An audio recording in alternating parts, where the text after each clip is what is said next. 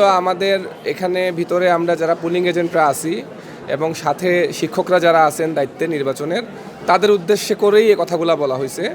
বিশেষভাবে এখানে হয়তো বা পুলিং এজেন্টরা তো মানুষ, আমাদেরও ওয়াশরুমের প্রয়োজন হয় বা অনেকের ফোনের চার্জ শেষ হয়ে যায়।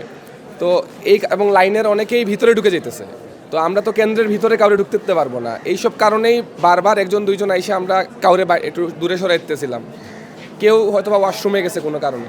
তো এই জিনিসটাকে ইস্যু করে অদম্য জবিয়ান ঐক্য বা এই যে শিবির সমর্থিত যে প্যানেলের মাসুদ রানা সহ এই যে এখানে হল সংসদের ফাতেমাতুজ জোহরা ইমু, সে কিন্তু হল সংসদের, সে কিন্তু ভোটটা আগেই দিয়ে দিছে সকালবেলা আমার সামনেই।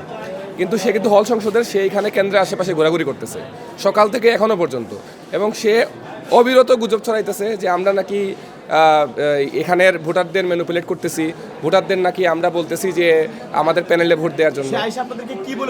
আমাদের এসে বলতেছে যে আমরা এই ভোট কেন্দ্র বন্ধ করে দিব, আমরা এই ভোট কেন্দ্র হইতে দিব না, এখানে কারা এমন হয়েছে গুন্ডামি করতেছে।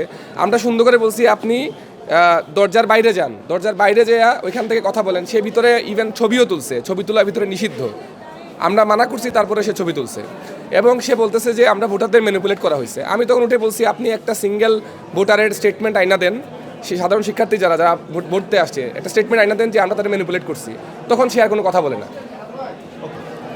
এইটুকুই। ঠিক আছে ভাই, থ্যাংক ইউ।